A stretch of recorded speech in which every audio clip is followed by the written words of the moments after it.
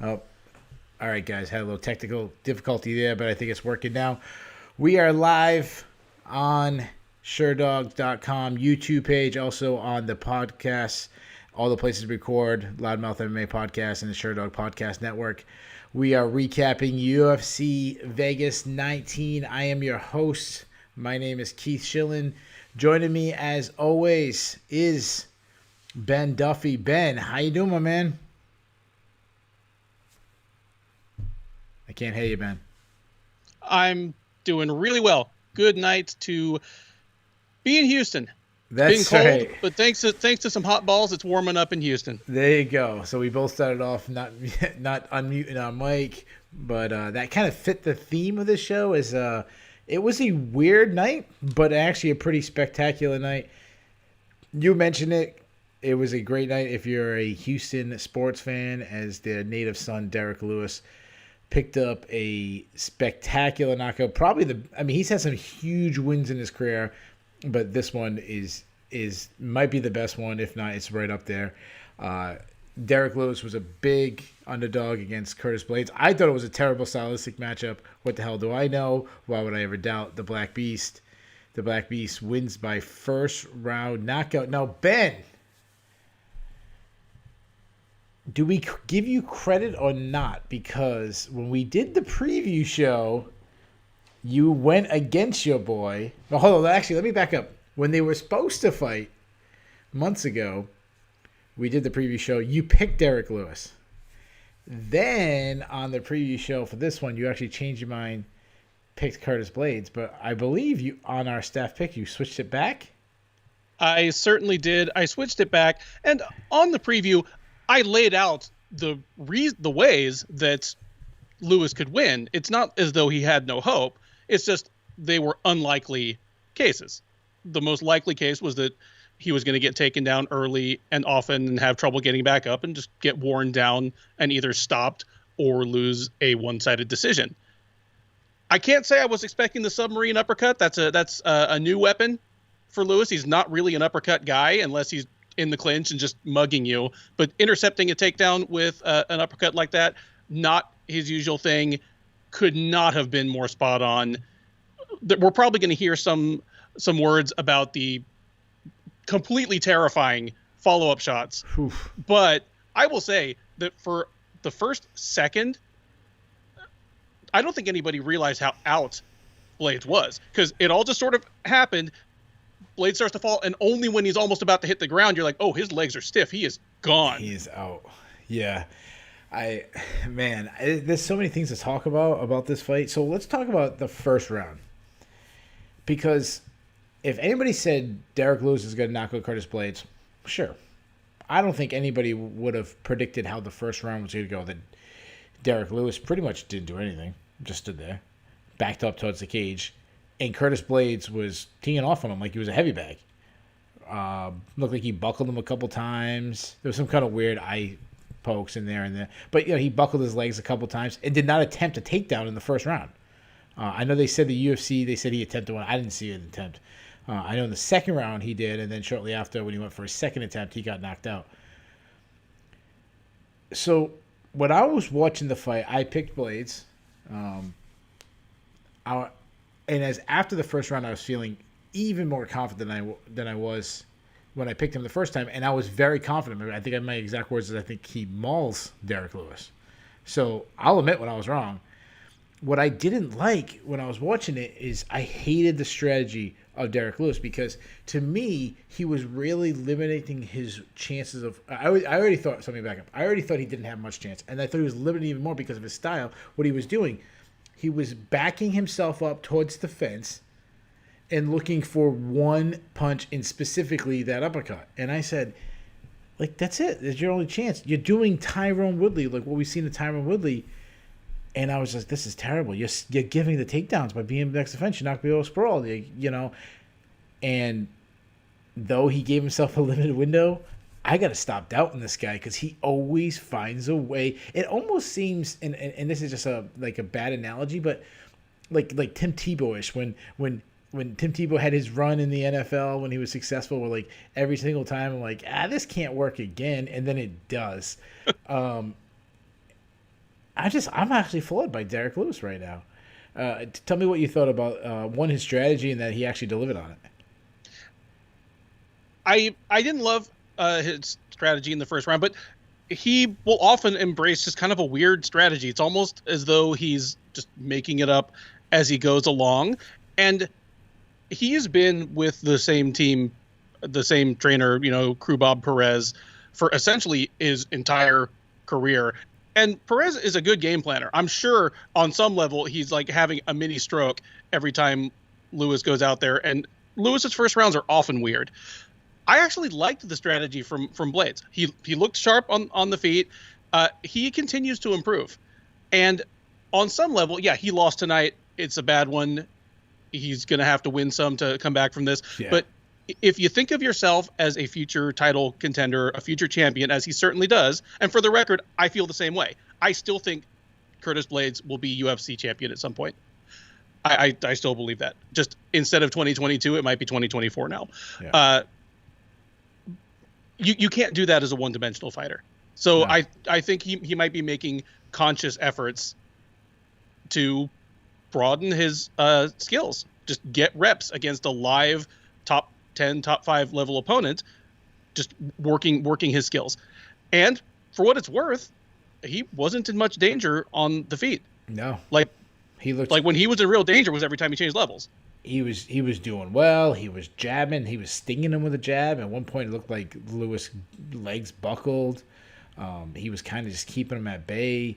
He looked really good. And you talked about, UFC champion, but one-dimensional. Like, when was the last time we had a one-dimensional heavyweight champion? I mean, probably Lesnar. Yeah, that's what I was going to say. Probably Brock Lesnar. But Brock Lesnar was also at the right place at the right time. He was a fellow wrestler, Randy Couture, who was a champion. It was a guy. It was also a very small heavyweight. I mean, the guy fought, half his career at light heavyweight, or a big portion of his career at light heavyweight. So it was always like the perfect storm. That's not the case with the heavyweight division now. We have well-rounded guys. There's all different types of guys. We got new blood, which we'll get into tonight. So, I liked Blaydes' strategy a lot too, especially when he threw a punch to start the second and immediately shot. And I'm like, this is brilliant. You open up, you win the first round. Lewis goes back to his corner. I'm assuming his cornerman's like, hey, open it up a little bit. Like, this guy, maybe he's not just going to wrestle you. He's going to stop striking. And then he shoots immediately. But credit to Lewis. I know he joked about being an All-American wrestler this week. He stuffed the takedown. I mean, he stopped it. He circled away. He waited, and then he landed that uppercut. And what's funny about that uppercut, when in the history of MMA, you get the, which style would win, blah, blah, blah. And, I know you come from a wrestling background. I come from a wrestling background. I'm very biased towards wrestlers.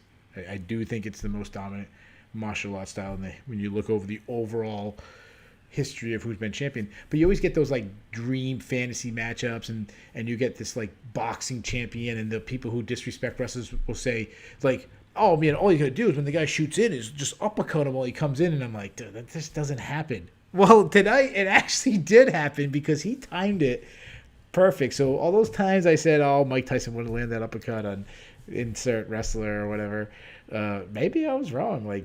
Good for Derek Lewis. Hey, well, it's kind of like we said in the preview. If it was easy to do, more people would do it. You don't very often see an elite wrestler just intercepted with a perfectly timed uppercut like that. Like I even said on the preview, if he does it, it's probably with a knee. He has a good step-in knee. He's been throwing flying knees more recently. If this happens, that's how it happens. But hey, hooray for the uppercut. And it was for a guy who's hooks, can go a little wide and loopy in Lewis, that was a tight uppercut. Yeah. Normally when I think big heavyweight uppercut, I think was it Volkov on Verdum, where he threw a rear hand uppercut, and it looked like something from a movie. It was spectacular to watch because the arc was so enormous, but technically, except that it worked, it was terrible. Yeah. Lewis, this was tight. It landed perfectly. I think that's part of the reason there was a hint of delay before everyone realized how dead Blaydes was. Yeah. But nice. Beautiful punch. It was short. Not that I need to take anything away from Derek Lewis's power. It speaks for itself, but also the momentum of Blaydes coming into it, between him coming forward and Lewis connecting. It's just, head-on collision. It reminded me, and I know it's a little different below, but the timing of Francis Ngannou on Cain Velasquez in that fight. Like, it reminded me a lot of that fight. So, in a weird sense, like Derek Lewis's skill set, we talked about this on the preview. His skill set has always been kind of overlooked. He's always been known as a guy who, he has big power, but not that skilled. And we always said it's gonna be rough. Then when you see something like this tonight, now I feel like that narrative is going to be even more stretched. Like next time when we're breaking down his skills again, we're gonna have to be like, no, he's not just a one-punch knockout guy. Like, he actually does have a lot of skills. He has like a very Yoel Romero blitzing style. He's improved his takedown defense. His stand-up, scramble game is elite at this point. Like all these little things. His athleticism, he doesn't get a credit for. Like, I feel like now it's going to be even more. Are you agree with me on that, or? I'm totally with you on that. I think that Lewis's skill set is underrated because of how he looks, because of how he acts, because he acts kind of like just I'm the slow talking Houston guy from Louisiana, and I joke around a lot, and I always tell the same story about this is the time my back finally feels better and I had a great camp. He cultivates it. He almost invites people to underestimate him. Yeah. But yeah, he is creeping up the list of greatest heavyweights never to win a major title. And I even as a fan from way back in the LFA days would not have pictured that, especially when he came into the UFC, immediately lost badly to Sean Jordan, who'd also beaten him here on the local scene. It's like, well, this will be fun for a few fights while it lasts. And 15 knockouts later, I think I picked Gabriel Gonzaga to beat him. So, going way back in those days. You talked about, one of the greatest heavyweights to never win a title. I mean, he won, if I'm correct, I'm not the stat guy like Jay Petrie is, but I think they were saying in the broadcast, he now has the most knockouts of any fighter in any division. Is that true? I would have to check. Okay, I think they said that on the broadcast, but we're going to talk about things they said wrong on the broadcast because there was another stat they threw out there. If anybody's in the chat, there's a couple guys in the chat. If that is true or anybody has the time to look it up, can you just confirm that? Because I think that's what they said. He now has the most knockouts. I don't know if it's all overall history or just in a single weight class or what. Well, I mean, he had already been the heavyweight leader in knockouts. Yeah. And they said something about Vitor Belfort, like either tied him or maybe he surpassed him now. And see, Belfort's would have been across a couple of weight classes. That's true. Okay. Hey, you call the name of Petrie and lo, he appears. Lewis has 12 knockouts, tied with Vitor for the all-time UFC record. He has the most at heavyweight because, of course, Vitor went on that murder spree at middleweight, like TRT, mullet Vitor. Yeah. So he's tied overall for most knockouts ever. It's probably safe to say that Vitor Belfort will never fight in the UFC again, and Derek Lewis will probably knock somebody out again one more time before his career in the UFC is over. So he'll probably be the all-time knockout leader.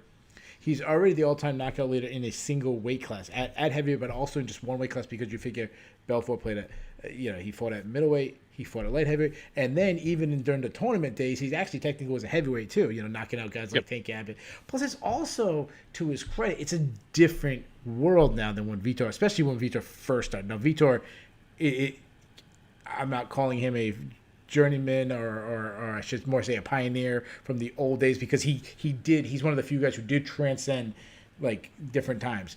But some of those early knockouts was like Tank Abbott and John Hess and Scott Ferroso and like not Curtis Blaydes. Right. So he's got that record. Francis Ngannou has scary power. Like, just he touches you, you're going out. Derek Lewis doesn't knock people out as quick as Francis Ngannou, but it's pretty safe to say they have the same punching power. I think that's fair to say. Okay, all right. I just want to put that because we always talk about we would say who's the scariest hitter in MMA. Like Francis Ngannou's name always gets brought up. Derek Lewis's name doesn't. Until that fight week. Then, like, this week we talk about Derek Lewis power, but, like, a month from now, it would be Francis Ngannou if he lands. When you look at Francis Ngannou and you say, regardless, like the matchup with Stipe, if he hasn't improved his wrestling, he's probably going to lose. But he still has that ability. Just he touches you, you can be out. Which I'm still doubting Lewis and the fact that he'll ever win a title. But if I say that about Ngannou, don't I also have to say that about Lewis? Sure. And if anything, Lewis has more weapons in the bag than Ngannou does. Yeah. And I mean, not the best fight ever, but he actually technically has a win over him too. So yeah, one of the worst fights ever, but it was recent. I mean, it counts. We'll be talking on the Sherdog editorial side about what we're going to do rankings wise in the wake of these fights, and that Lewis win over Ngannou, it's going to factor into the conversation because it wasn't 8 years ago. You know, it was pretty recent. Yeah, no, it was. You know, I've had to guess like 3 years ago, give or take. Jay Petrie wants to know: Will we have to see Lewis Ngannou 2 before this is all over? Are they going to fight again at some point? You know, I don't know. Like they know it was a fight was so bad that I feel like they would have to know they have to pick it up.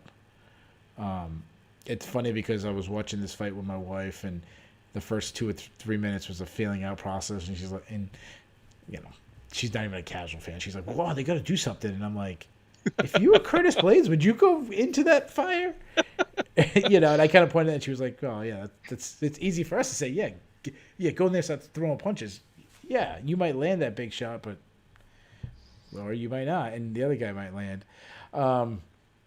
Let's talk about Blaydes for a second. Now you jumped on the wagon that he's only 30 years old, so obviously he's still very young he just turned 30 I think it was Thursday, just 2 days ago he just turned 30. He's still very young, he still has a long career, but here's a question I got to start asking.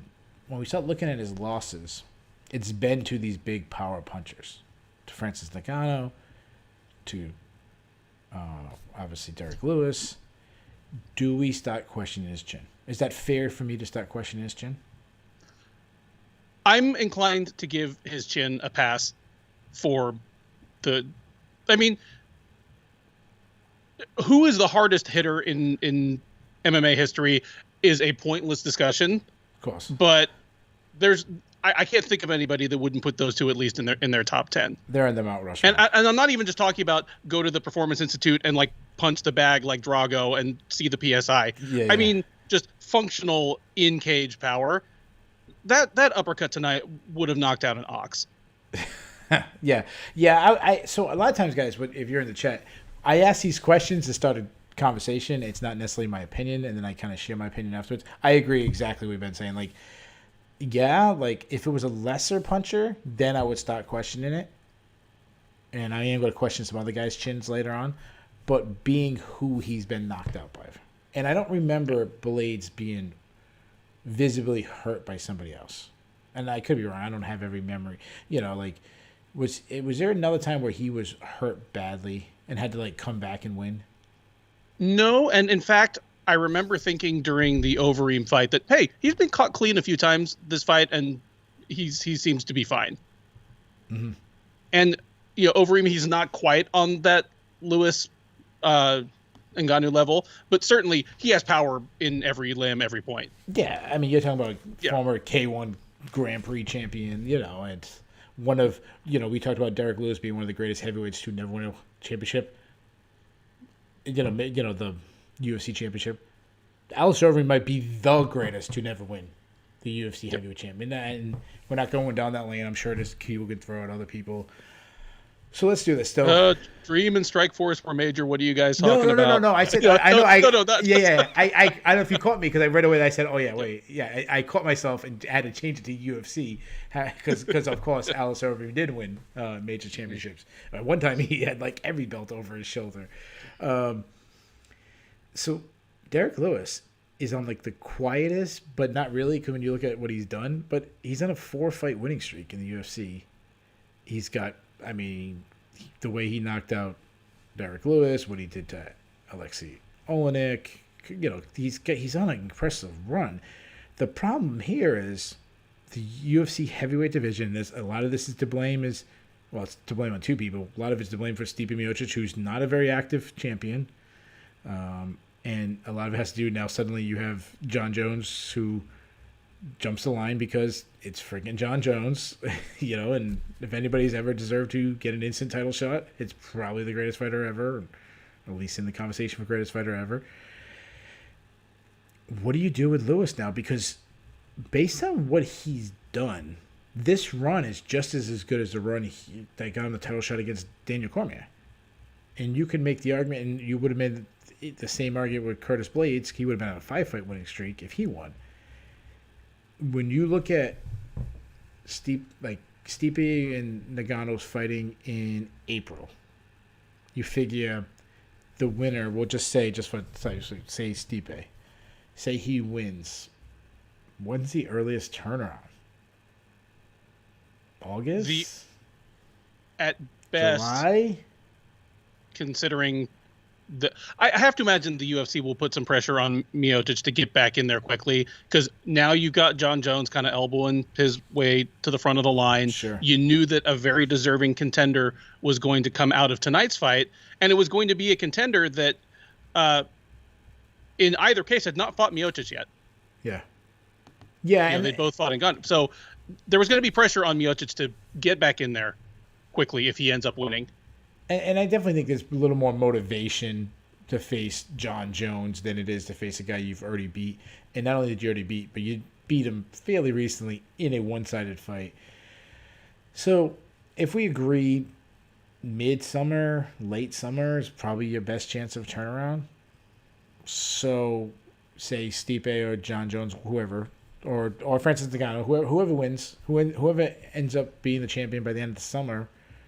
Now you get Derek Lewis, and that if he doesn't take another fight, we're talking fall, maybe winter. I mean, if he fights in realistically, I'm thinking end of the year. Yeah. If Lewis just wants to sit, if the UFC says you've earned a title shot, you don't have to take another fight if you don't want.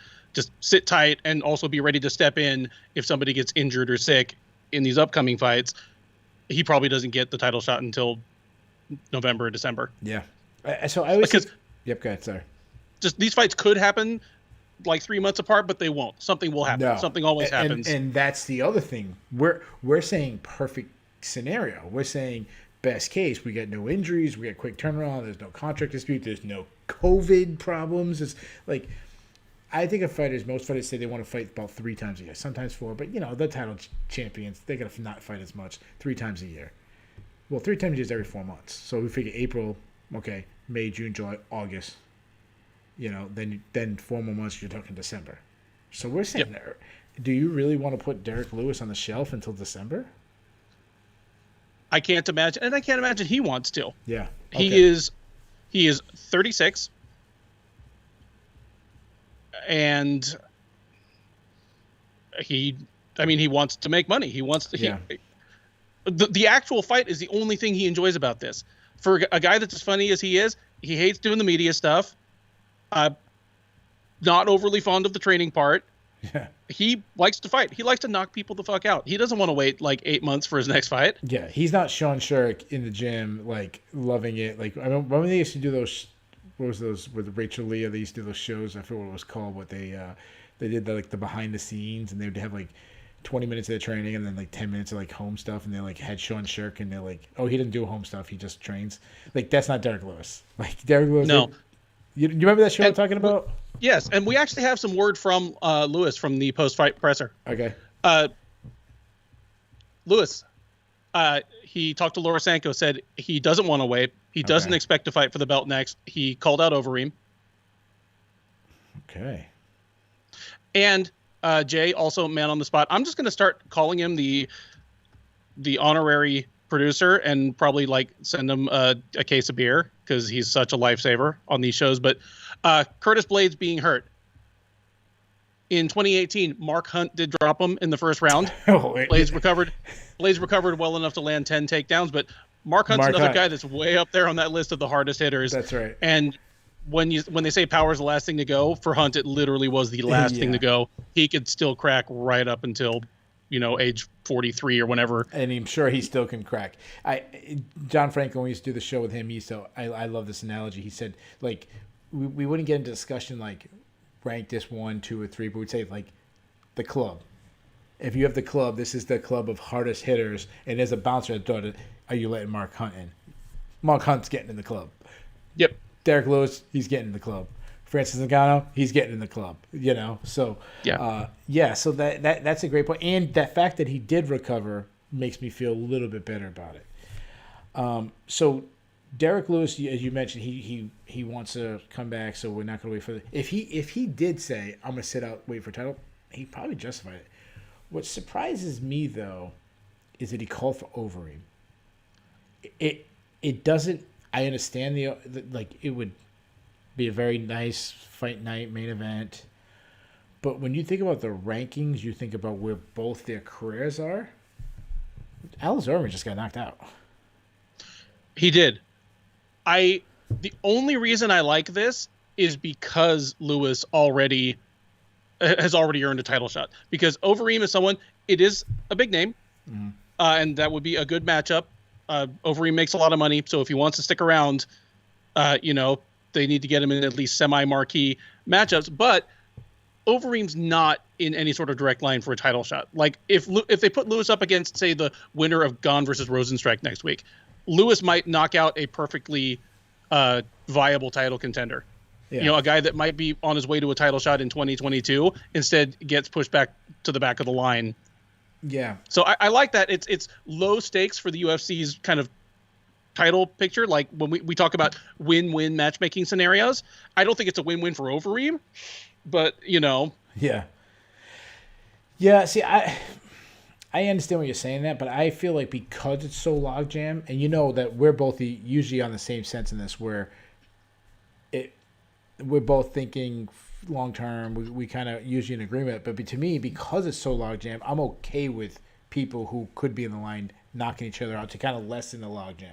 Because by end of the year, early next year, there'll be new guys who rise, or the guy like Curtis Blaydes who lost could win 2 more fights from there, kind of be back in the picture. Like, that's why I'm okay with him facing someone a little higher. So let's get into that.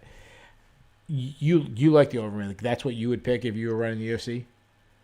I would never have thought of it. And frankly, I don't know what Overeem's going to do next. He looked to me like a guy who was a little bit checked out in his last fight. And that's one thing that I could never say about him, win or lose, up until that last fight. But just came out, threw almost no offense, went into the shell almost immediately. We're both kind of the same opinion about the shell. Like, it got him to a certain point. It extended his career, but that's right. That's not. He's not getting to a title shot with the shell, and he went to it like within the first minute of that fight. Just to, I might find an opportunity and zap out and win this thing, but mostly I'm just trying not to get clobbered here. He was on borrowed time. He was on borrowed time. Yeah, it's like playing roulette, and you bet black. Eventually, it's gonna hit red. Like, it's like he or odd, even. I know people do that. Like, yeah, you're gonna win some, but you're gonna lose some. The one thing that's intriguing, and which was what made this matchup intriguing, is if you could find a weakness, and we both are on the more, it's not as big a weakness as people think it is side of Lewis. Of if you could take him down, and really the only person who's been able to take him down and hold him down is Daniel Cormier, an all-time great fighter, an all-time great wrestler. Alistair Overeem, we've both been in agreement for a long time, is so good on the ground if he can get you down. That's what would make it intriguing. But at this point, I think I don't trust the chin anymore. That shell, like, I couldn't imagine standing there backing against the cage, covering up behind his shell, and having Lewis throwing those bombs at him. I would do the Volkov rematch. I think Volkov's done enough to kind of earn it. He was winning that fight. There's an intriguing backstory to that because of it. Volkov can say, I'm better than this guy. I beat him for 14 and a half minutes, or 14 minutes and 45 seconds, or how many seconds were left in the matchup. That's what I would do. And then the winner of that really would be in line for end of December, early next year matchup. Title shot. I would be absolutely fine with that. like I said, I wouldn't have thought of the Overeem matchup, but as soon as they said it, I'm like, you know what? I don't hate that if all interested parties actually want to do it. I like the Volkov rematch. That's fine as well. Or, like I said, the winner of Rosenstrike versus Gahn is getting up there. Yeah. Yeah. I wouldn't want to do that just because. Yeah. You know, why saddle Gahn with a loss? Why saddle Rosenstrike with another loss? Because they're both still developing fighters. But like, I wouldn't hate that either, and I could see the UFC doing it. Yeah. So there's a lot of guys watching us on YouTube right now in the chat and stuff. Guys, throw out in the chat. Tell us what you would do with Lewis left. Like, now this is not of who does he want. It's not a, you know, he's not going to take this fight. This is, you have unlimited power. You pick. We're doing a dictatorship right now. If you were matchmaking, who would you put Derek Lewis in? And actually, give us who would do Blaydes, because we're going to talk about Blaydes real quick. To me, Blaydes, finding a matchup with him is a lot harder now, because I've always tried to find a way to, when a guy comes up for a loss, to give him a tough test, but a winnable matchup to kind of get him back in the fray. But the other thing that happens is, Curtis Blaydes, because he was on this long winning streak, he kind of beat everybody. He beat Volkov. He beat, like, you know, these top guys. He beat Overeem. So to me now, it's like it either gets into the couple of guys we saw win tonight, who's now you have to take a huge step up in competition from your from your Andre Arlovskis and your Alexei Oleinik. Do you want to do that? Or do you do it, okay, we have Francis Ngannou number 1 in line. We got John Jones number 2 in line. We got, if I'm going my way, Louis Volkov, winner 3 in line. Now Blaydes versus winner of Gahn Rosenstrike 4th in line. Like, you start making that? Like, are you doing it like the deli? Or like, that's what I would do. Blaydes versus winner of Rosenstrike Gahn. What would you do with Blaydes? I was going to say versus the loser of that one, but that's because I was kind of preparing myself mentally for the winner having to fight Lewis. But I would be fine with either person who comes out of that taking out Blaydes, because 1, he hasn't fought either of them. 2, it's an important test, because the takedown defense is the one thing that neither Rosenstrike nor Gahn has really had tested at a high level. Yeah.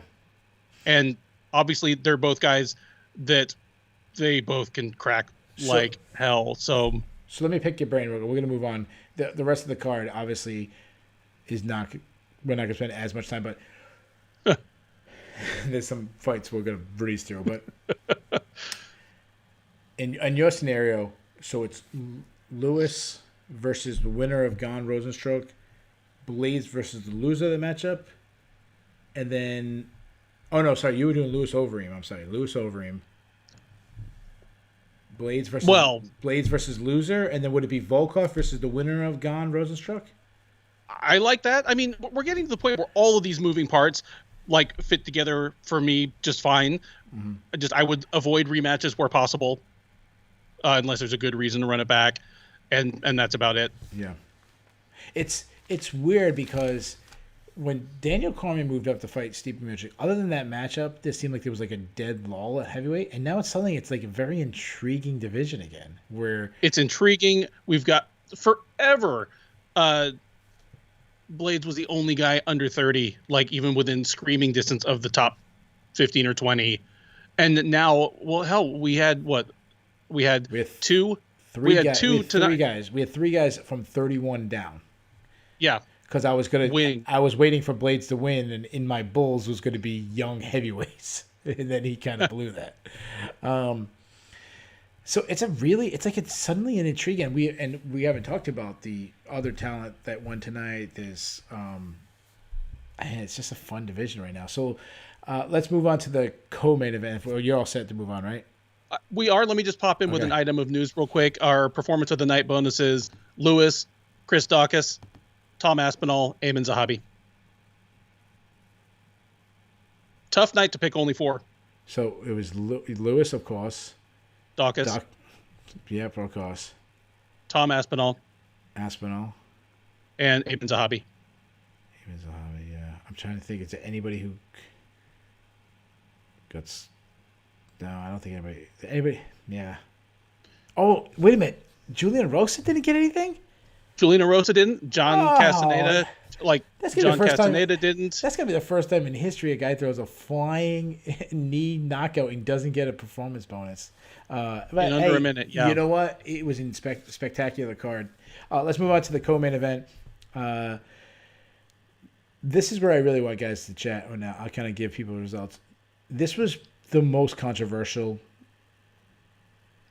It wasn't a robbery, so let's throw it out there. It wasn't a robbery. At least I don't think it was a robbery. Do you agree with that before we go into who you scored it for?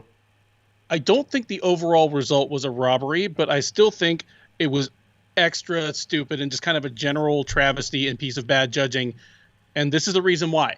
I am fine if you want to argue that Yana Kunitskaya won the final round. That's fine. Okay. You know, like she really came on strong at the end. If the round was a minute longer, maybe she would have finished it. But if you want to say that trumps what Vieira did for the first, 3.5 or 4 minutes, I'm fine with that. Yeah. My problem is that one of the judges gave Kunitskaya the first round. Yeah. So let's get into it. So it was a very close battle. I scored it for Vieira. I scored it 29-28. I was very confident she was going to get that. I actually kind of started writing up little notes on before they announced it as the winner. I actually had a tweet going out. Luckily, I didn't send it. How did you score it? I scored it for Vieira. Okay. I gave her the first round. I gave Kunitskaya the second round. I thought both of those were pretty clear cut. I gave Vieira the third round, but again, I'm open to somebody who wants to argue that Kunitskaya stole the round just by doing more damage. Yeah. So over a shorter period of time. I feel the same exact way. So I scored it exactly the same way. Guys, tell us who you guys scored it for. I had it the same exact way, but I'm okay with the argument that Kunitskaya stole the round because of the damage. I mean, she did some serious damage in just those few seconds she was on top. So, you start weighing what was more effective, the damage she got in the last couple minutes or the amount of serious grappling that was going on. I just have a hard time. This is my, why I gave it to Vieira. I had a hard time seeing her win about 4 minutes and 30 seconds, maybe 4 minutes and 45 seconds of that round, and then lose it in the last minute. And she was, she was cut open with a beautiful elbow, but it wasn't like we see on the feet where someone's standing up and they're rocked and they're stumbling and they're doing the chicken leg around the cage and they saved by the belt. Like that wasn't the case. Like if there was another, minute of that fight, like she would take more damage for another minute. Like the referee wasn't jumping in to stop it. There was a time where grappling was everything, and now I feel like the pendulum's starting to go a little too far the other way, where we're kind of ignoring grappling. I mean, I heard people say that wasn't effective. There were some dominant positions, but Vieira had her back at one point. She had the mount at one point. Like it wasn't a lay-in. She wasn't landing shots, but she was trying to set up submissions. She was passing guard. She was doing things. Like it wasn't just holding down Mark Coleman, head in your chest, and not, resting. So you were in agreement. Completely agree. Yeah. I'm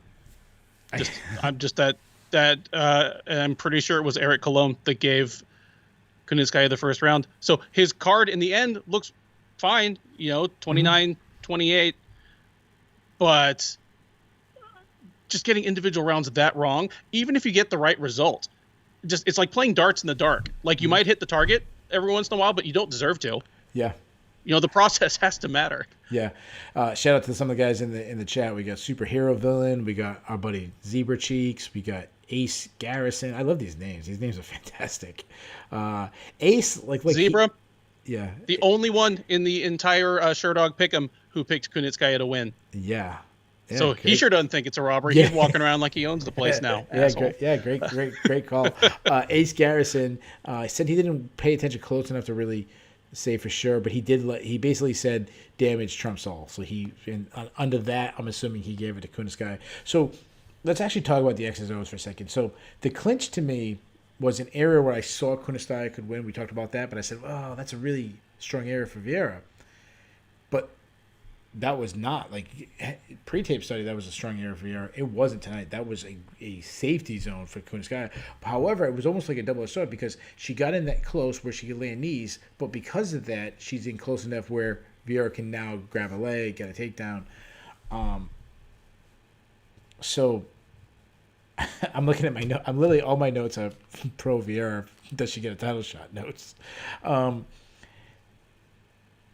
It came down to who had the top control, and then at the end of the first round, it was Kunitskaya. Like, there really anything else to add to this? I was shocked by how strong Ketlin Vieira is. I know that she's strong, and I know she comes from a judo background, and so you even have more core strength than it looks like you should because of all those reps. But, I mean, Kunitskaya is basically the stronger woman in almost every single one of her fights. She looks like a fucking superhero. And the very first exchange, the first takedown, Kunitskaya had an overhook, and I was like, okay, she's safe here. She's not going to go to the ground unless she wants. And Vieira just kind of scoops her up like somebody taking an angry toddler out of a grocery store and just kind of like sets her down. I'm like, holy shit. That's all I really had to say. I was impressed with when I saw her throw Sarah McMahon. When you throw a Olympic silver medalist from the judo clinch, I was like, wow, that's the position. So that's when we talked about in the preview. Like I was saying, the clinch is usually the best area, and Kunitskaya being bigger, being stronger, like for once not being the bigger and stronger one, that she'd have a hard time. But regardless of how you scored it, it was still a good showing for Kunitskaya, in my opinion. Because of she was a big. I mean, we talked about on the preview show that neither one of us thought she should have been as big of an underdog as she was. Nope, didn't think she should have been as big an underdog as she was, and even like in the 30 seconds that I was preparing. After the final bell, before they read the decision, in which I was preparing to talk about this fight as though she lost a close decision, we decided we were going to matchmake this, and I had the same person for whoever won. I think either one would be the perfect person to welcome Raquel Pennington back in May or June when she comes back. Okay. Because my next question was, so here's my question. Because the division, especially up top, there is not someone leading the pack. And then you have a dominant champion in Amanda Nunes, who's every time someone looks like they're going to lead the pack, Holly Holm comes back and kicks their ass. I know. And then they give Juliana Pena to Holly Holm too on top of it. So Amanda Nunes is fighting Megan Anderson in 2 weeks. I'm assuming we're both probably going to take.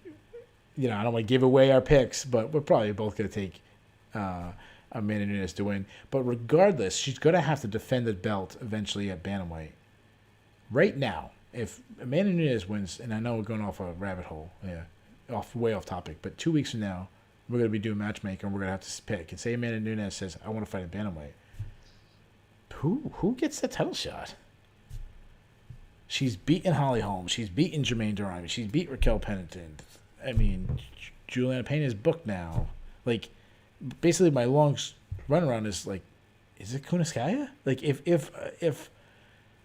Amanda Nunes says 2 weeks from now, I want to return in June. She wants a quick turnaround.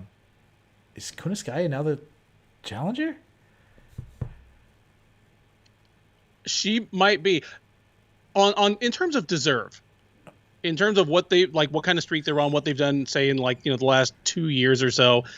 It's not the one I'd most want to see. I mean, the one I would most want to see is still probably Irene Aldana, even though she just got lanced by Holly Holm, just because, Holm did that to her, but Nunes and Holm are different fighters, and I'm still a believer in Aldana, but you can't do that because she just got knocked out.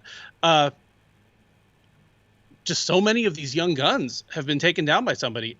Aspinall, like, it was a weird and short fight, but Yeah. I mean, she's beaten Kunitskaya, I guess.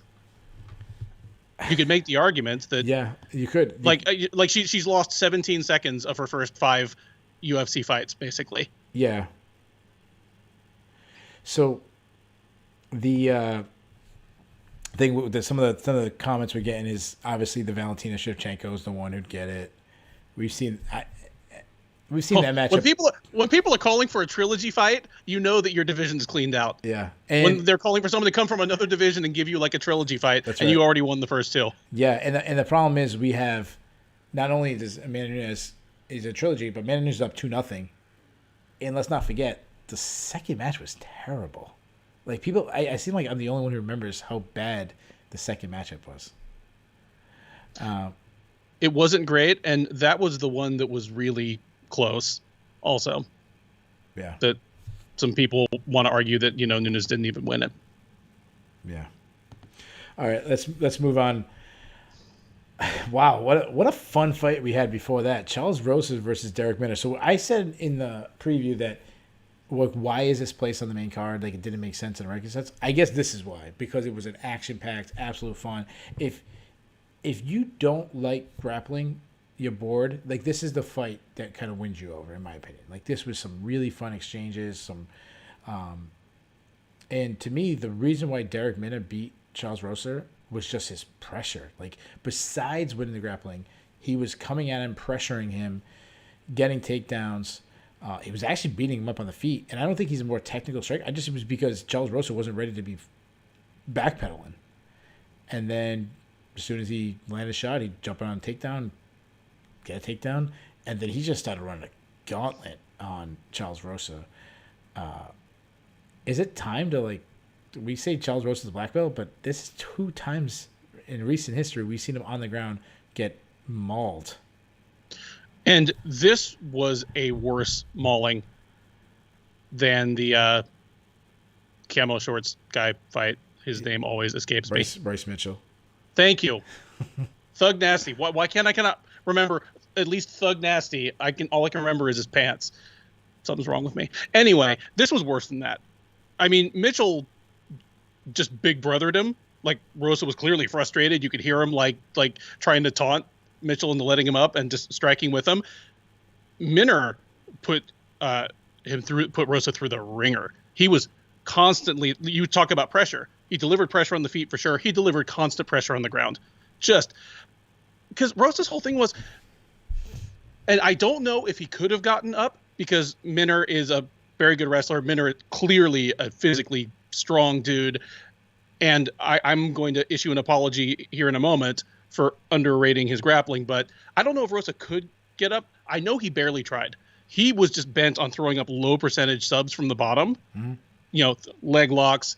Kimura's like really kind of out of position. He kept on spinning to that, to a north-south type position, where he could attack with leg locks. He could attack with inverted triangles, but every time he tried, Minner got out pretty easily and then punished him. Try an armbar, I'm going to take your back again. Like Minner it was a clinic. I had a miserable night picking fights. I went 5 for 12. I don't care because Houston won, but this is the fight I was most wrong about in terms of how I thought it was going to look. I underestimated Minner's grappling. I watched the regional fights and I was like, okay, this is a really athletic guy with a great quick guillotine. And instead he just put on a clinic. It was a top control clinic. And yeah, dominance. Yeah, so before, the thing I was worried about Minner was the cardio. Like you pointed out in the preview, was the cardio. I don't think that's the case anymore. Like, we throw that out because to be heavy grappling he was and going as hard as he was and still going for submission attempts deep in the third. He was trying to finish this fight at all points. 14 minutes in, 15 minutes in, he was trying to finish this fight. The reason why I went with Minner was simply the wrestling advantage because he wrestled in NCAAs. I believe he was a D1 wrestler. And Charles Rosa is a terrible wrestler. He's always been a terrible wrestler because he trusts his jiu-jitsu so much. And now you have a guy who can match his jiu-jitsu. Just a terrible night for Charles Rosa. So you're excited that Houston did well. Well, my hometown guy got absolutely mauled. But at least that I'm aware of, the only police officer on the card did very well for himself. He did do it. And just for your record, this is not Walmart headphones. These are iPhone headphones. Just to respond to someone in the chat who's, I think he called you gay, and I have cheap headphones or something like that. I don't know. Well. Fantastic. Anyways, I appreciate it. Yeah, so good transition. We had Chris Daukaus getting a first round TKO of Alexei Oleinik. So let's rewind all the way back to the Parker Porter fight. When he first came in the UFC, we were making jokes. Like, I picked him to, I think we both picked him to beat Parker Porter, but we weren't confident that he would beat Parker Porter. I can't, who was it? Was it Rodrigo Nascimento? He beat in the second one, and then in the third fight, he's beat Alexei Oleinik. He's now 3-0 in the UFC with 3 first-round knockouts. I'm going to give you 2 options. Tell me which camp you're in. You can't say somewhere in between, as I like to do when you ask me the question. Is Daukaus a legit heavyweight threat, someone to be excited about? Or has he faced 2 tomato cans and a very old, aging Oleinik who's on his last leg? Which camp is it? Daukaus is a threat. Okay. All I'll qualify that by saying is he's a threat in that he wins one more fight and he's at least a top 15 heavyweight. Yeah. I don't know if he's a future title contender. I mean, we just spent 20 minutes talking about how there's suddenly a logjam of really deserving guys up there. Yeah. So it may just be a question of timing. He's going to have to beat some really tough people before he gets into that situation himself. But I thought this was going to be a squash match. I thought Oleinik was going to run through him. I was dead wrong. And part of that might be that Oleinik is aging, but Daukaus looked great, dude. As soon as he stepped out onto the scale and he's 234 pounds, because I even kind of made a joke on the preview. It's like, he just kind of looks like a regular dumpy dude. Yeah. In, like a somewhat decent shaped guy. He's looking better. Yeah. He did that in his second fight. He lost a lot of weight between his first UFC one and his second one.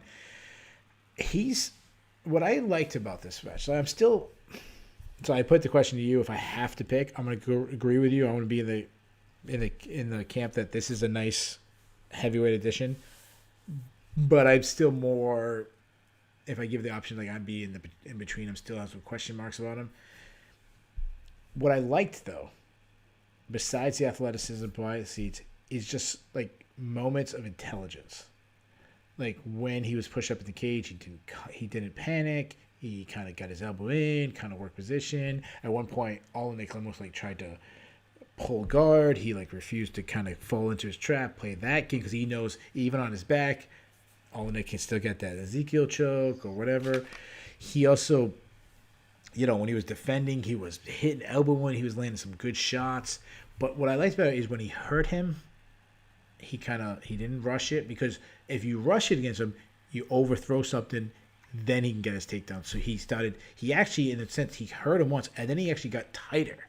He actually said, I'm going to be more technical. I actually took some off his punches, because when you hurt someone, you don't have to land a huge shot afterwards. Now you can hit a shot that's 60-70% of what your 100% shot. So he actually became a little more technical, and I'd love to see that, which I was like, wow, that was a really smart showing. And this is a guy who just got in the UFC to kind of show that resilience. It's just kind of like a veteran move.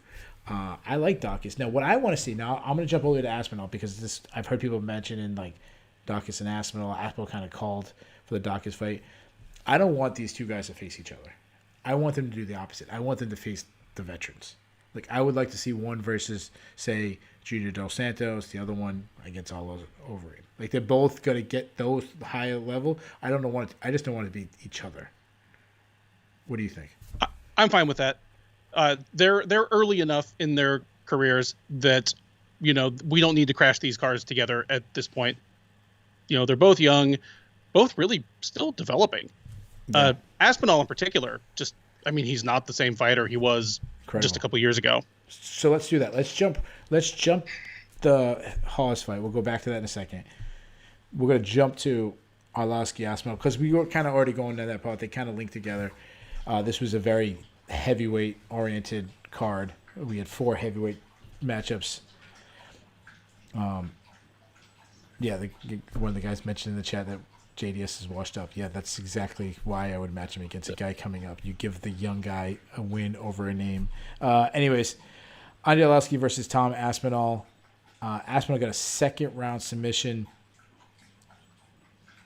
It's funny because when I was watching this matchup, and I didn't think of this when I was doing film study on these guys for our preview, I tweeted out that Aspinall actually reminds me a lot of Andre Arlovski, like a younger Andre Arlovski, but just like bigger. Like if you took younger Andre Arlovski and made him like 10 pounds bigger, like 2 inches taller, 10 pounds thicker, because he's a guy that he wins with speed, with athleticism, with boxing, and now suddenly you add in takedowns and grappling, and it was a quick back take.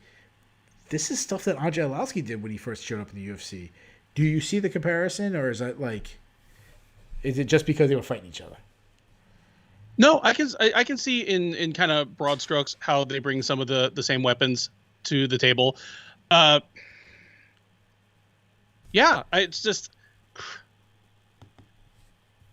I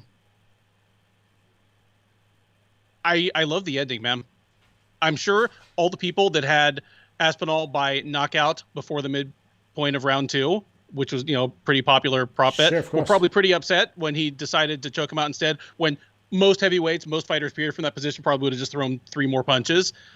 So some bettors are upset probably, and Andrei Arlovski's nose surgeon is probably upset because he was going to get a big payday if Aspinall threw those punches. But no, instead he went for the choke and just kind of reminded us that he actually was a grappler before he was a boxer. Like, it's just easy to forget that because once he decided to box, he got so good at it so quick. Yeah. Yeah, and the reason why I believe he kind of went to the grappling was because suddenly he started slowing down, and that happens when you throw, I think Michael Bisping said, 25 punches trying to knock a guy out. Like, we've seen people gas out trying to end it, and lost it to his credit is we've talked about his chin kind of having this roller coaster ride. It's still on the high. Like, Aspinall landed some good shots on him, and he didn't go down. He kind of, he shelled up a little bit, and it looked like it would have been a couple big shots. He kind of went to the body instead of throwing like the left hooks. He might have put him out, but to change it up when he knew he was kind of tiring, Arlovski was actually starting to find some momentum a little bit, especially very end of the first round, very beginning of the second round, to change it up, go for a takedown, and that back take was sweet. And when he got that choke in, he must have some grip because Arlovski tapped quick. Yeah, and Arlovski, I also think he was just pissed. He's a veteran enough. He saw, probably what had been done to him, like how that last 15-second sequence when he was just, damn it, he was going to lose either way probably, but he didn't have to lose right then and there the way he did. So yeah, he looked like a little frustrated and upset at himself as well. The only thing I take away from Aspinall's performance, because it's a great performance, he started to kind of goof and showboat and finger wag a little bit late in the first round, which that doesn't bother me one way or the other. I mean, do it or don't. It only matters if it costs you the fight, or if you're the type of guy that dances around while he's actually losing rounds, which was not the case with Aspinall.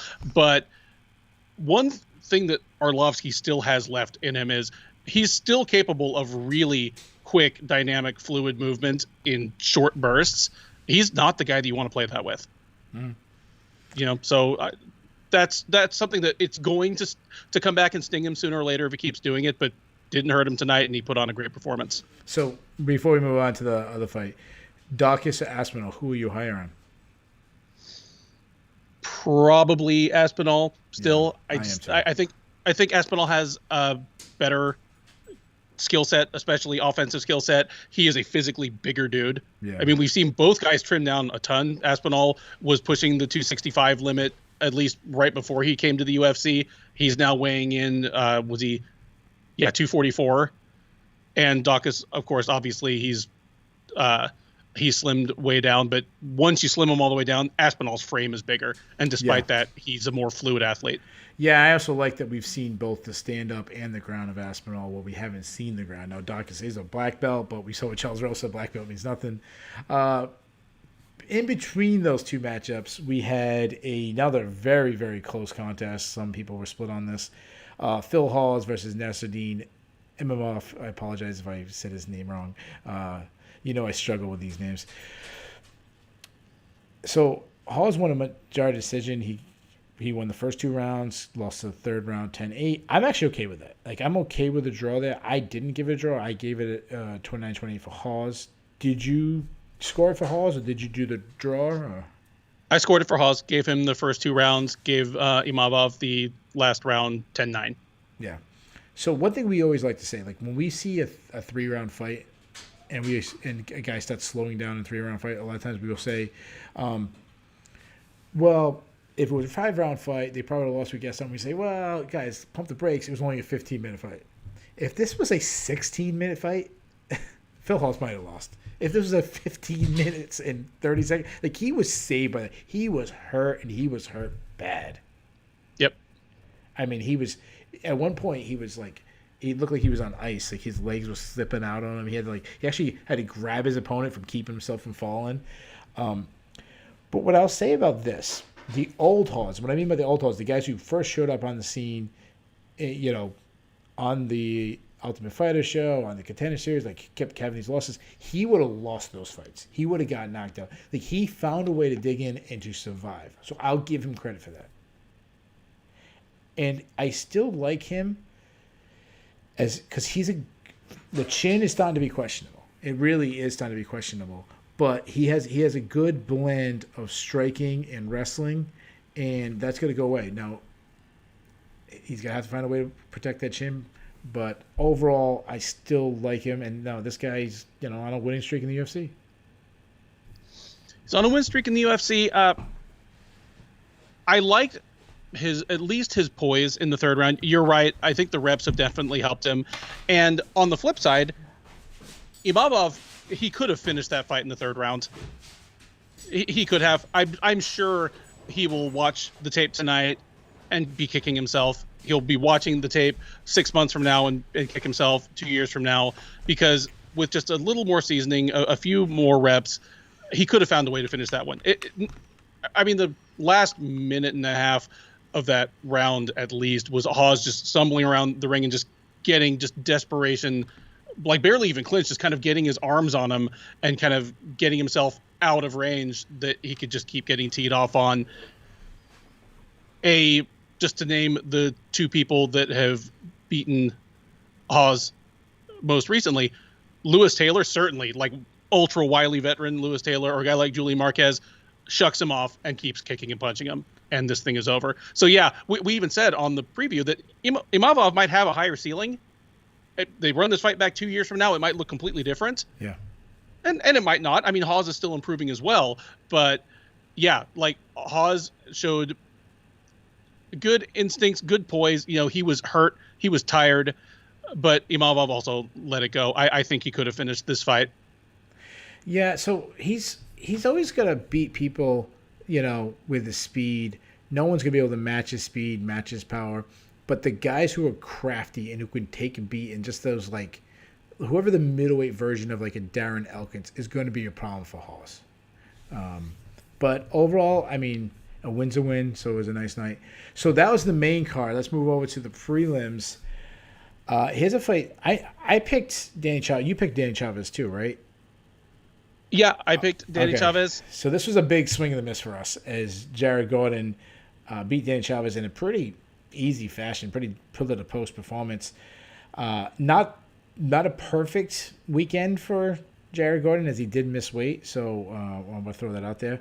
But he just outworked him. He snuck in takedowns, some timely takedowns, and ground control. And to me, I think Michael Bisping was mentioning this, he was mentioning about Caitlin Vieira, but he kind of mentioned it with Danny Chavez. He was playing jiu-jitsu too much. Like, instead of trying to find openings to scramble, just to me, another good showing. I think that's 2 wins in a row that I was really impressed by Jared Gordon, where he's not the faster fighter. He's not very similar to what we just talked about Hawes. He's not faster. He's not as gifted. He's not technically as sound, but he's just grimier. Like, he finds a way. He's more mentally strong. And just a really good performance by Jared Gordon. Yep.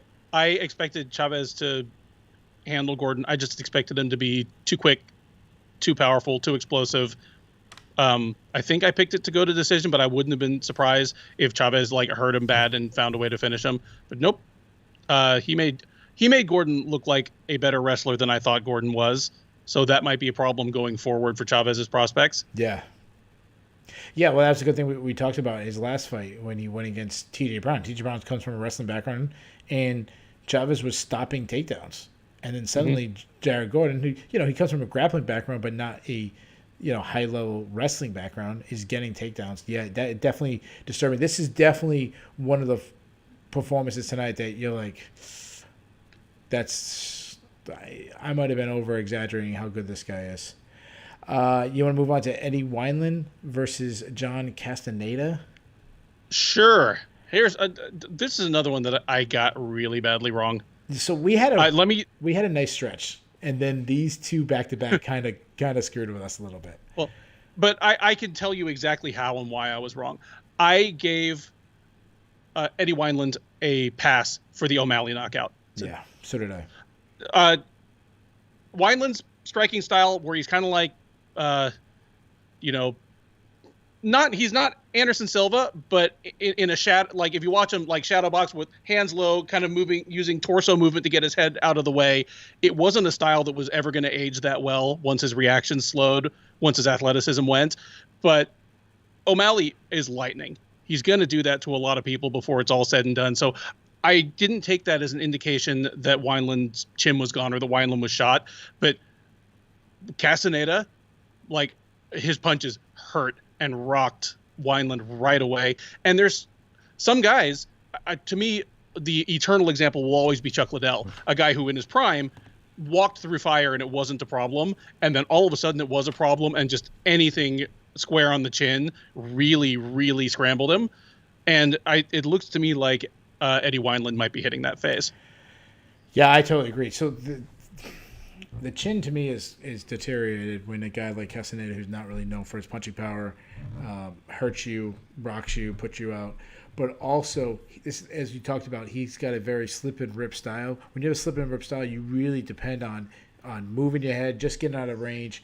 If you lose any speed, punches that missed before start to land, and that's kind of something that happened with Chuck Liddell. And I've heard other fighters talk about it's not, I can't remember which fighter it was, and I apologize, but one of the fighters was saying it's not that the chin is deteriorated, it's that those punches that you would avoid before now land. So those same punches would have knocked you out before, they just didn't land. And I think that's the question. I hope this is the last we see Eddie Weinland. He's been in it a long time. He's got another job. He's got a good job. He's a fireman. He's done enough in sport. I'm sure he could open up his own gym. He could be a coach, like whatever he wants to do. He's got plenty of experience. I either he gets cut or just retires. Like, I don't want to see him fight anymore. Yeah. I mean, the guy's been he's been at Duneland Valley Tudo for, I think, like 15 years. Presumably they'd like to have him in on the weekends to teach some classes. Yeah. So as far as Castaneda, like, we just kind of ignored him. That's, I don't see him winning a lot of fights in the UFC. Like, I think this is a high point of his career. Yeah, this is a referendum on Weinland rather than Castaneda. Castaneda appears to be the same guy he was in Combate, and he wasn't that great even in Combate. He'll stick around for a few more fights now. He can probably lose at least 2 more in a row after this and be fine, but this is his ceiling. Yeah, and another reason why is Weinland was winning. Like, Weinland was actually piecing him up early. Now, to Castaneda's credit, he's a counter striker. He was sitting back. He was trying to pull him into his punch, and he did. He pulled him right into a perfect shot and knocked him out. Before that, speaking of perfect shots, there wasn't, because of the knockouts and how many crazy knockouts there wasn't a fight of the night. I don't know if this would have won fight of the night, but it was the most fun for a short period of time. And this is what we kind of expected when we said both these guys are very aggressive. Julian Rosa versus Nate Landwehr. Julian Rosa won by first round knockout. Flying knee knockout. I can't believe he didn't get a performance bonus. The fight was an absolute banger. Both guys were rocked. I know Rosa got knocked down, similar to his last fight against Sean Woodson, where he was hurt, got up, seemed even more pissed off, then rocked Landwehr. Landwehr was kind of like, on skates, and then he throws his flying knee. This is 2 wins in a row. Now, Julian Rosa, I think we both kind of feel a little Castaneda. Not that he's gonna ever make a run, but he's always gonna be fun based on his style and his, like, him getting hurt. Like, he gets hurt often, so like it's either gonna knock somebody out, or he's gonna get knocked out, and he's willing to brawl. Like, I love watching Julian Rosa fight. So do I. On paper, I mean, I picked Landwehr by first round knockout, so it looks as though I couldn't have got this any more wrong, but I was pretty right about the way the fight ended up playing out. Were. I expected Rosa's would be the chin that gave out. It was Landwehr's.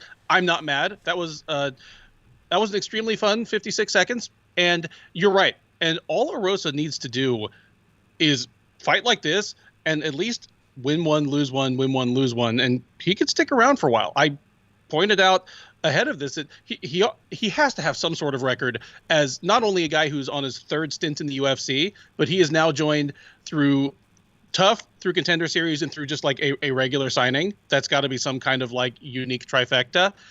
But if you can just win one, lose one for a while and keep being this exciting, I mean, ask Lando Veneta like how long that'll keep you in the UFC. That's right.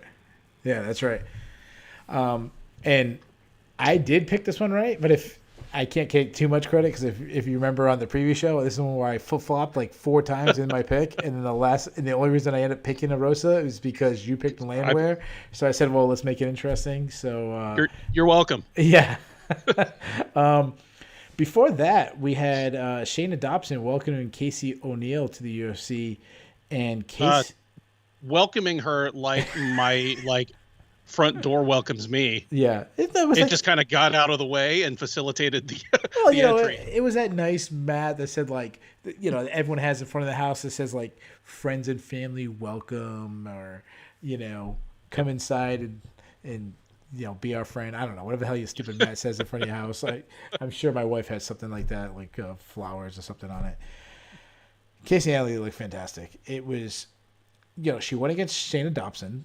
So I'm going to pump the brakes a little bit because, people are going crazy for her on Twitter. But what I love about her is that I think she's 23. Like she's really young. She's doesn't have a lot of experience. But she made a short run, went against Shayna Dobson.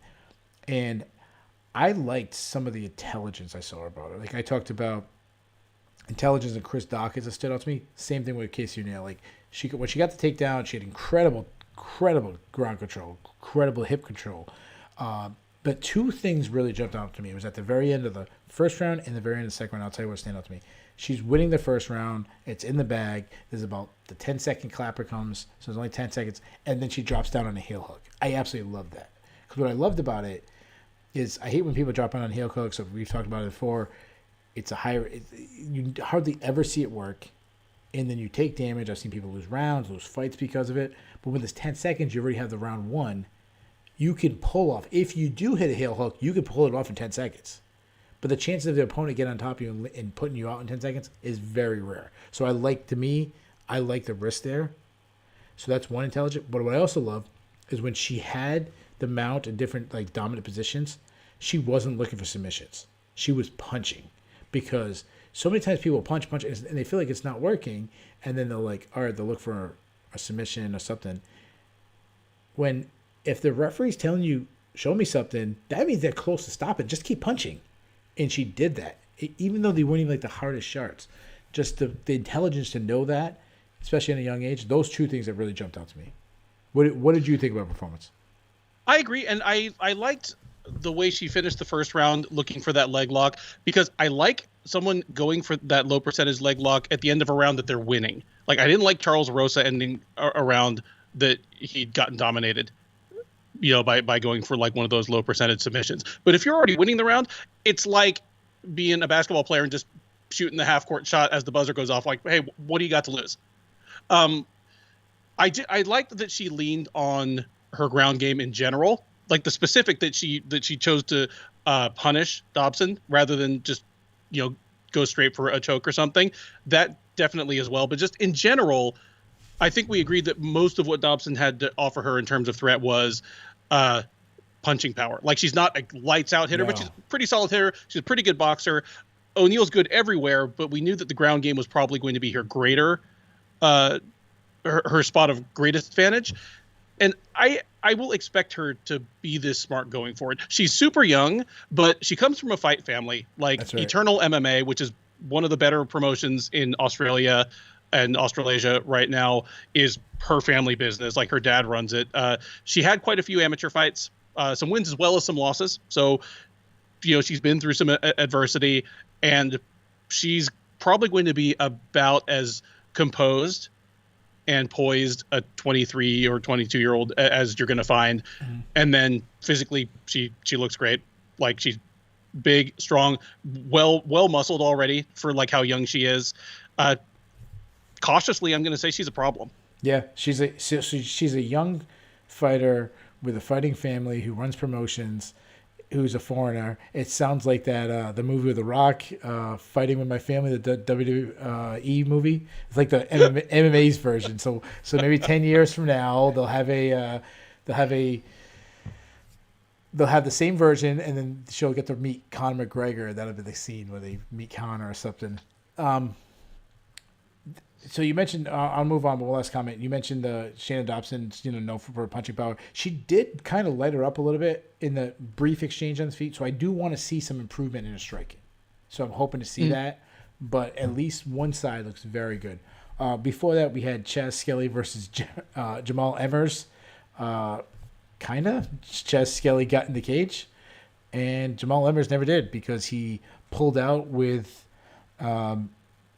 muscle spasms, back spasms, which is a serious thing. I don't want to downplay that. It's something we've never seen. And it's just kind of, this moment was just that reminding of all the weird things we've had. Excuse me. Weigh-in day was an absolute disaster for this event. We had many fighters miss weight. I know Ketlin Vieira missed weight. Jared Gordon missed weight. Rafael's didn't even try to make weight as he set the all-time record for biggest miss. And then a couple hours before, we had Drakkar Klose versus Luis Pena, which was supposed to headline. I believe that was the one that was going to headline the prelims. That fight gets scrapped because someone in Drakkar Klose's camp got COVID, which is normal at this point. Like, we're kind of used to that. We're saying, like, and then this happened. I want to correct something because they kept getting brought up. They kept saying, this is the first time someone's ever entered the cage and was not allowed to fight or didn't fight. That's not true. I want to go all the way back to UFC 3, where Royce Gracie and Harold Howard were in the cage, and Royce Gracie's team threw in the towel, and Harold Howard never got the fight.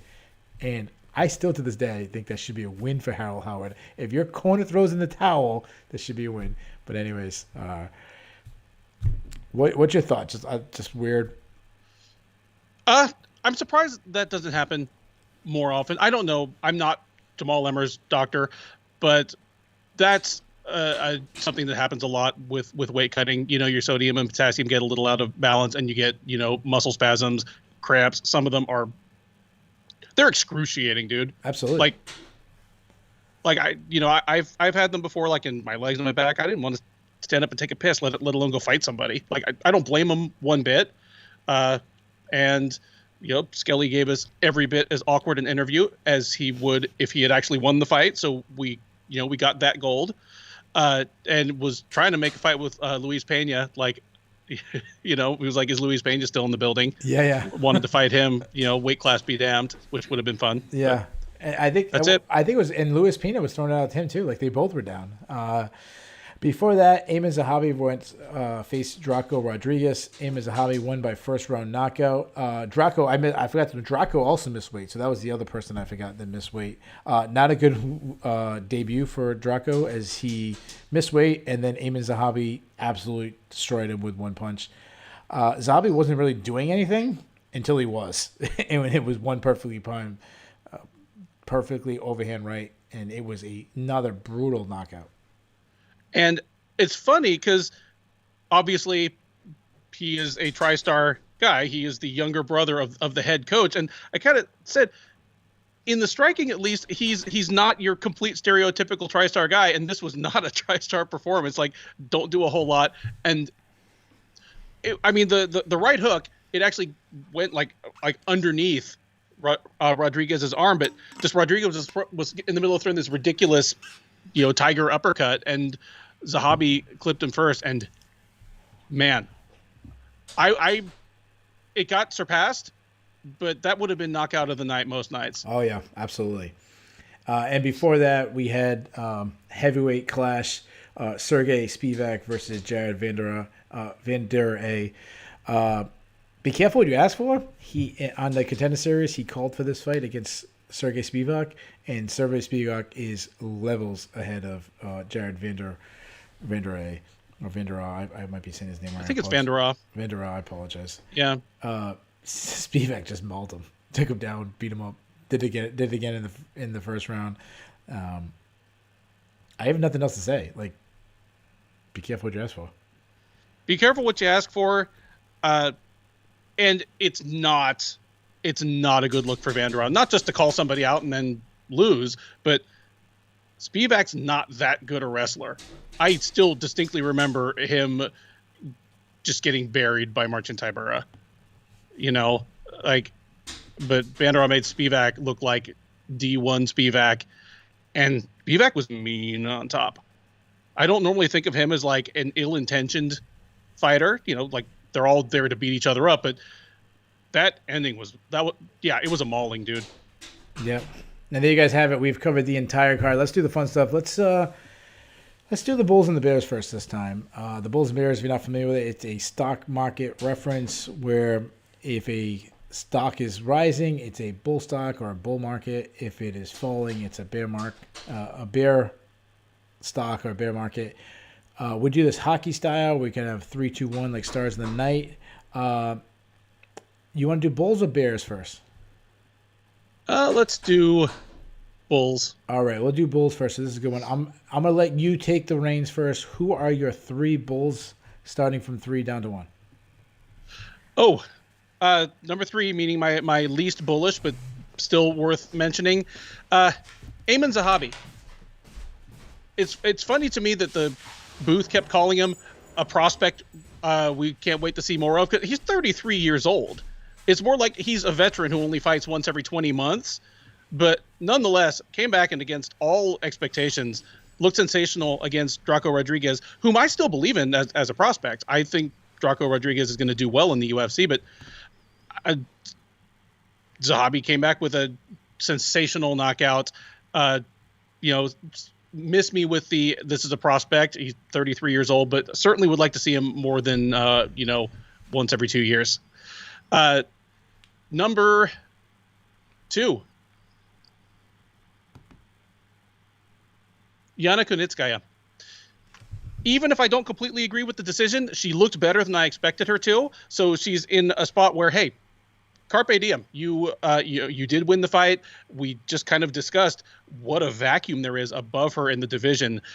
Couldn't have done much better for herself, with such a good performance at, the right time. Number 1, losing weight. Okay.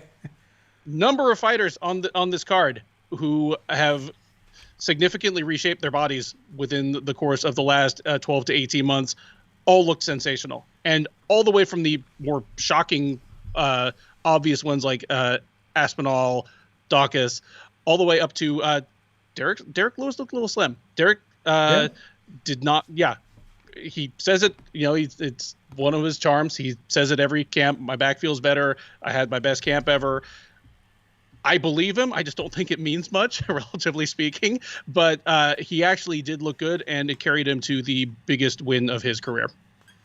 Yeah, it was great for showing. So I get to my Bulls. Number 3, I'm going to go with Casey O'Neill. She's 23 years old, got a huge win.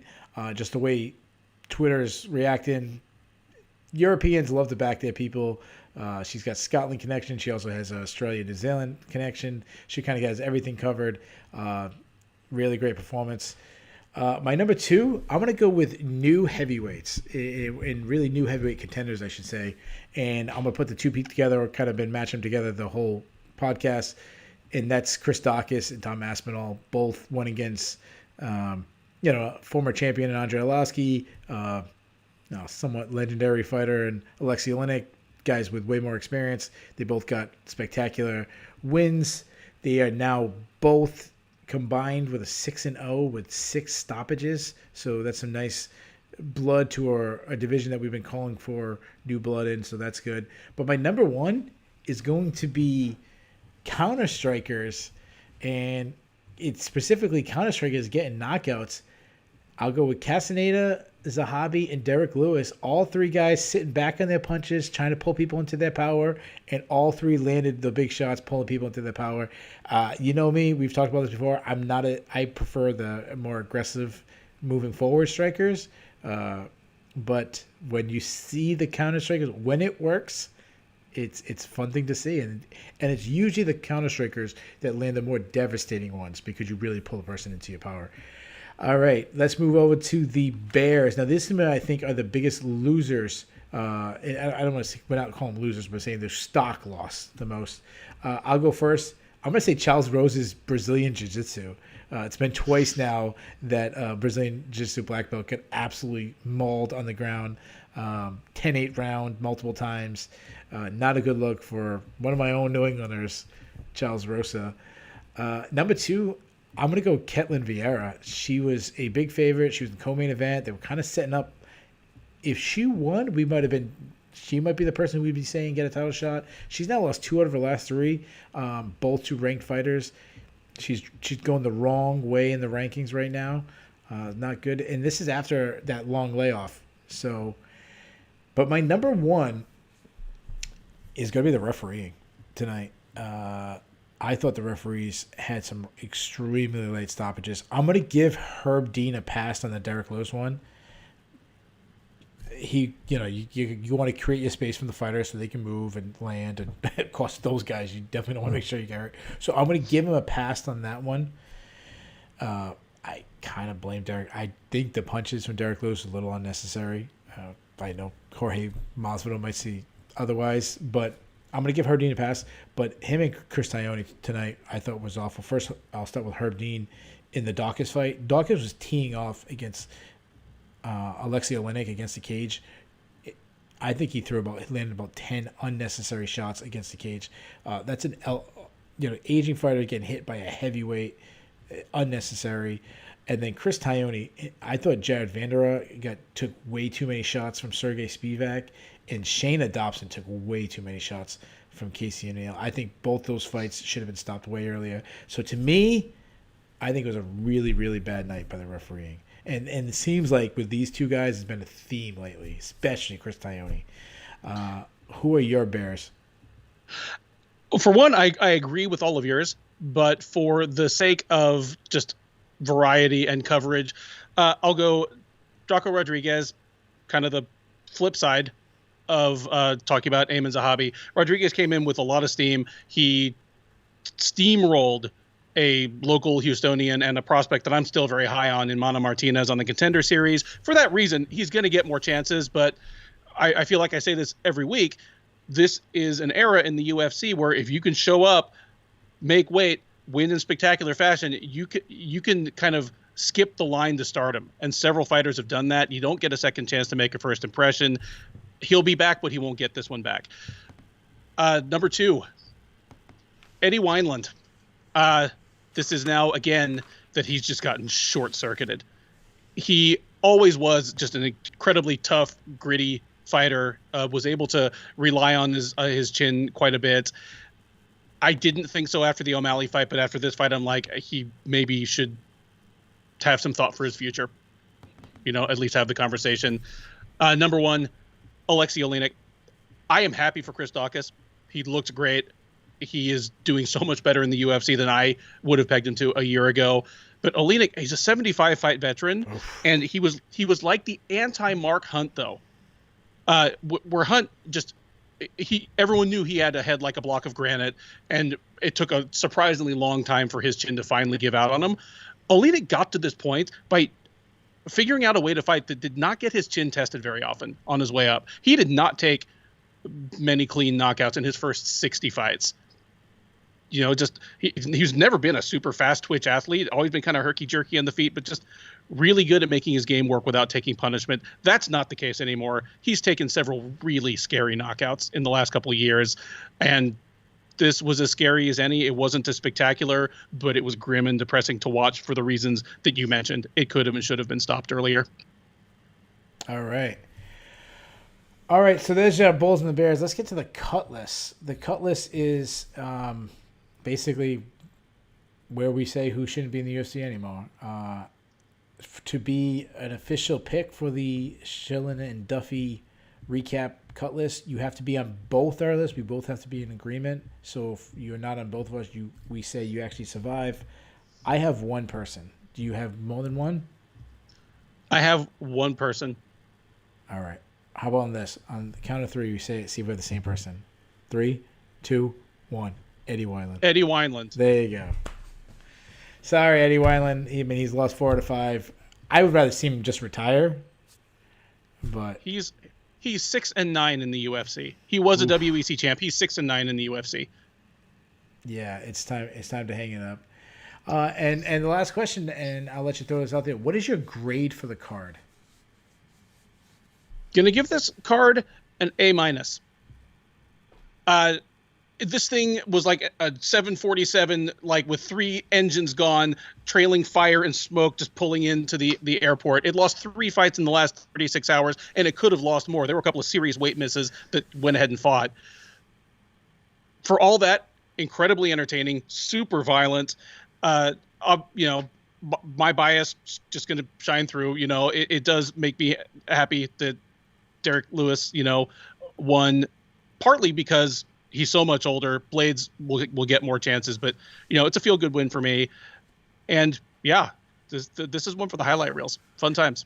Yeah. So before the event started, this looked like it was going to be an F between the amount of fights there were, the fact that there wasn't too many fights that mattered in the rankings, other than the main and the co-main event, and I guess the 2 other heavyweights a little bit.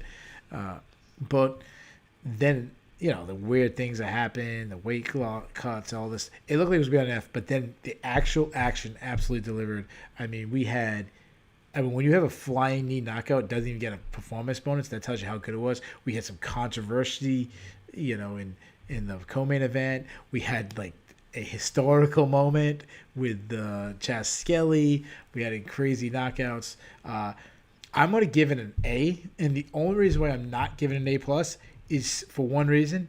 Derek Lewis didn't say anything funny in his post-fight interview. So because of that, it does not get an A plus. If he says something really funny, I would give it A plus. But there you guys have it. There's our grades. And there is our show. We just recapped UFC Vegas 19, Lewis versus Blaydes card. We'll be back this week. We'll be previewing UFC Vegas 20. That is the Jairzinho Rosenstruck Surreal Gone fight.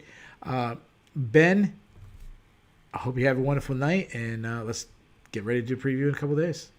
You too, sir. Have a good night, everybody. And all you guys listening, thank you so much for listening. All the people in the chat, have a great night.